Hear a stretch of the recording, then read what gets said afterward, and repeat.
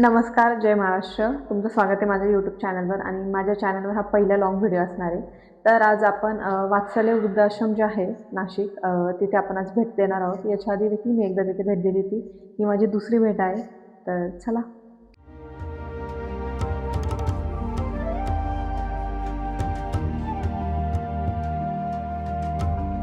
आजचा जो कार्यक्रम आपला आहे तो म्हणजे अभिवाचन. काही कविता असतात, जसं मागे एकदा घेतलं मॅडम स्कूलच्या तसं. आणि या कार्यक्रमासाठी तो मान्यवर आपल्याला लाभेल. एक मान्यवर तर आपण ओळखतोच. लक्षात येतो अरे बाप. तर साक्षी विधांते मॅडम त्या मागे इलेक्शनसाठी पण थोडासा त्यांचा दोन्ही पक्षांचा एक विषय होता, त्याच्यामुळे त्यांनी थोडं आवून त्यांना दुसरा एक संधी पुढे पाहिजे होती त्या हिशोबाने. नमस्कार.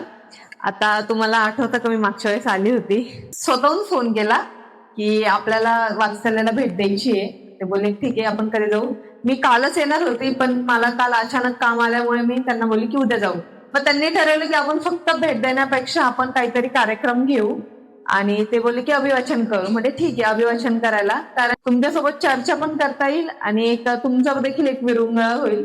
तर त्याच्या माध्यमातून आज मी तुम्हाला भेट दिली आणि आज देखील मला खूप आनंद होतो तुम्हाला सर्वांना भेटून. की त्यांनी आजीने मला आल्याला सांगितलं की हा मला आठवले विधाते. आणि अजून एक मला रिक्वेस्ट करायची की तुम्ही मला मॅडम नका बोलू, तुमच्याच मुलीसारखी नातीसारखी आहे, तर तुम्ही मला नावाने हाक मारा. मी नेहमी येतच राहील, माझी चक्कर होतच राहते, तसं काही नाही. पण मग मला तुमची मुलगी नात समजा. मॅडम बिलकुल कोणीच बोलू नका.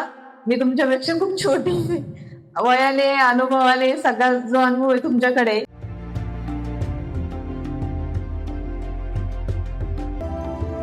कुठे चुकलो, माझ्याच आप्तजनांच्या स्नेहास मी का मुकलो.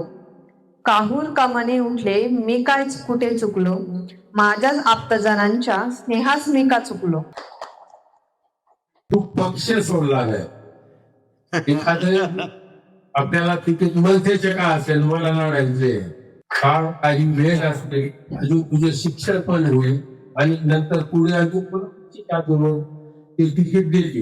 एकदा उद्धव ठाकरे नक्कीच विचार करेल, संपर्क सोडू आणि जी जिद्द तुझ्यात आहे, जिद्द